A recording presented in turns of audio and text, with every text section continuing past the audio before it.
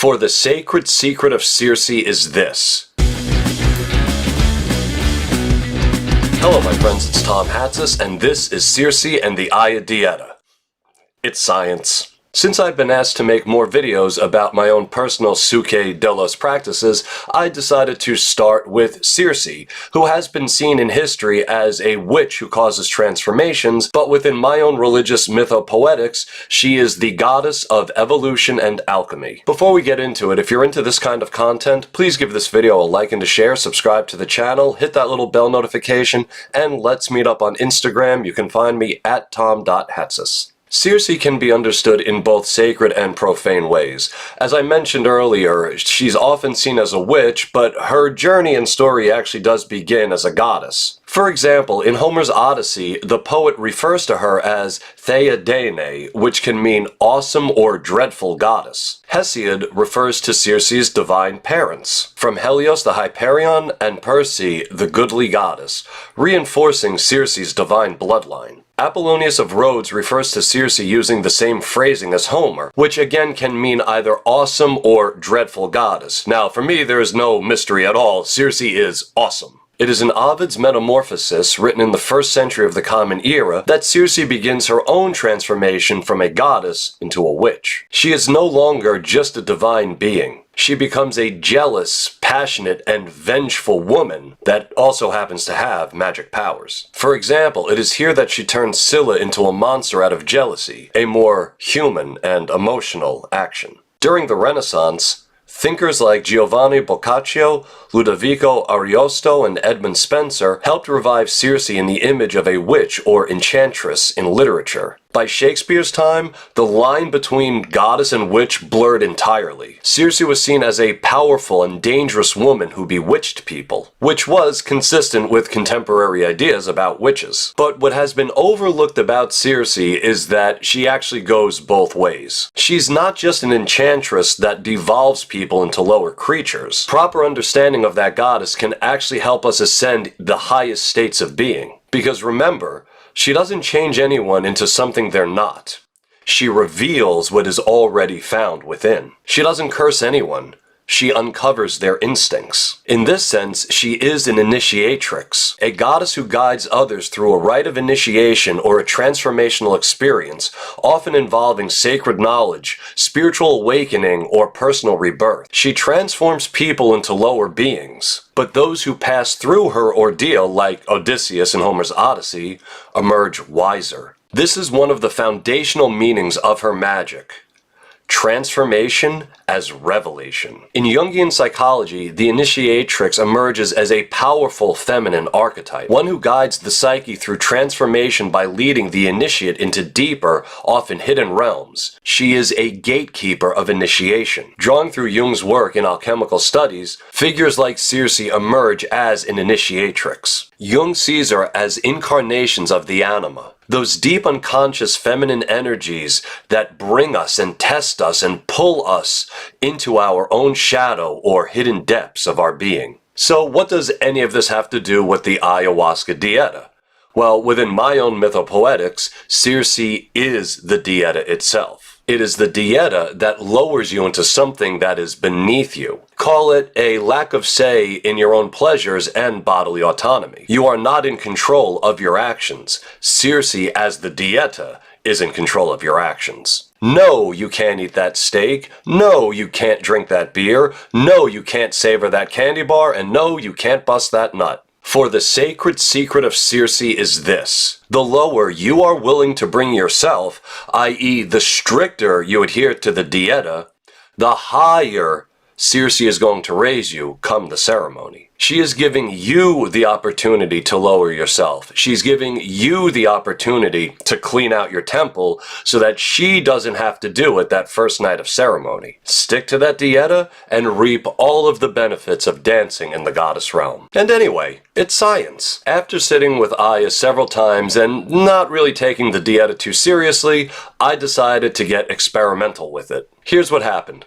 The first time I drank Aya, I didn't take the Dieta seriously at all. I mean, I gave it a small try, but I didn't really interrupt my usual habits and business throughout the week leading up to the ceremony. As such, That first night was a living hell. I was cast to the outer reaches of the coldest and most empty and meaningless space. There were no beings, psychic or spiritual, no insights, no visions, no goddesses. Just an endless, cold, empty space that was separate from everything that was pure and beautiful and true and good, and a sickening sense of meaninglessness and despair. I was essentially a government employee. Now, the second night with Aya was like the total opposite. Saturated with meaning and awe, and I reckoned it was because my body, well, the temple, had been cleaned out so that a goddess could enter into it. And so my philosophy sort of became, well, don't worry too much about the Dieta. Maybe the first night is just always rough as the temple is being cleaned out, and by the second and certainly by the third night, it's awesome. It hadn't yet occurred to me that the Dieta might have had something to do with it. I just wasn't thinking yet in those terms. So then the second time I sat with Aya, I didn't pay any attention to the Dieta at all. I didn't even give it a small attempt like I had done the first time. And damn, that first night was super intense. It was the first and only time I've ever been in a sacramental space and almost called out for help. I didn't, but I came really close to calling out for help. That's how truly just insane everything was getting. I was essentially spiraling in some cosmic jester's world. I was stuck in where humor, or I think this is where I was, I can't be sure, but I think it's where humor sort of manifests in hyperspace. Which can sound like fun, but this time it was no laughing matter. It was far too powerful and overwhelming. Not pleasant at all. It was then that I had an idea. What if the Dieta is there to clean you out before the ceremony so that you don't have to go through this madness and hell that first night? So I decided to take a new approach, a scientific approach, to see if the Dieta is in fact important, and if so, how much. So this last time I just sat for 3 nights with the Sacred Brew, and I'll be making videos about all 3 nights. Let me tell you, I kept the strictest Dieta imaginable.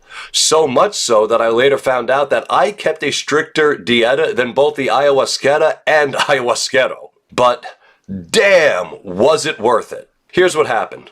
That first night, I did enter hyperspace. It's always the first place you're gonna go, but it very quickly started to become the jeweled atrium that leads to the goddess realm. As I sat there like a kid waiting to see the principal because I just threw a cherry bomb down the toilet, a bunch of, I don't remember how many, I didn't really count, there was about 8 or 10 of these light spirits started looking all over my body, on the inside, and the cool thing was when I looked down, I could see the inside of my body as well. They were scanning me for anything that could possibly weigh me down, that could weigh my soul down and keep it in hyperspace until it got cleaned out. Looking for anything that would inhibit my ascendance to the goddess realm. And lo, they found nothing. They told me that everything was fine and I was ready, and immediately lifted me into the goddess realm where Circe was waiting. That was the first time I ever sat with the sacrament and was able to enter the goddess realm easily, no trouble at all, on the first night. Because I was clean of any contaminants that might weigh me down and keep me in hyperspace. But you will be clean. Only when you are clean will you know my power. I had lowered myself enough through Circe the Dieta that when I was finally in that sacred space, Circe the goddess would raise me up. And look, there's no resurrection without a crucifixion. There's no enlightenment without sitting under a bow tree in silence for 8 years. I think it was 8 years. Was it 8 years? I don't know, you'll let me know in the comments. Even more so, I realized that the Dieta is symbolic of my dedication to the goddesses. It is my way of letting them know that I am serious about sitting in communion with them. So what the experience taught me was that since Circe is giving us the opportunity to lower ourselves through the Dieta instead of through her the first night, which is way more intense, it's best to just stick as strict as possible, or I should say as strictly as possible, to the Dieta. So much of it is about your intention. So even if you accidentally break from the Dieta, let's say you accidentally ingest something that isn't part of the Dieta, don't worry about it, it's not going to bite you in the ass. As long as your intention was good and you were doing everything you could, to avoid the things you're supposed to avoid while on Dieta. Or I should say, that was at least my experience. It didn't bite me in the ass because the goddesses could see that my intentions were true. And taking Circe seriously as the Dieta, at least for me, is the surest path into the goddess realm. Now, don't get me wrong, Hyperspace is totally cool. I love watching the thought forms and all of that and meeting the psychic entities. All that is awesome, but damn, opening your eyes in the jeweled palace of the goddess realm, damn, I don't know, for me nothing beats that. And so far as I can tell, at least according to my scientific experiments with this, keeping to the Dieta is the surest way of getting there, the easiest way, and a way that you don't have to go through a hellish nightmare to do so. Well, my friends, that's all I have for you this time, and I'd love to thank you for stopping by. If you're into this kind of content, please give this video a like and a share, subscribe to the channel, and maybe show it to someone who might be interested in this kind of stuff. And until we meet again, I'm Tom Hatsis, your Entheo historian, reminding you that you free your mind by using your brain. Peace.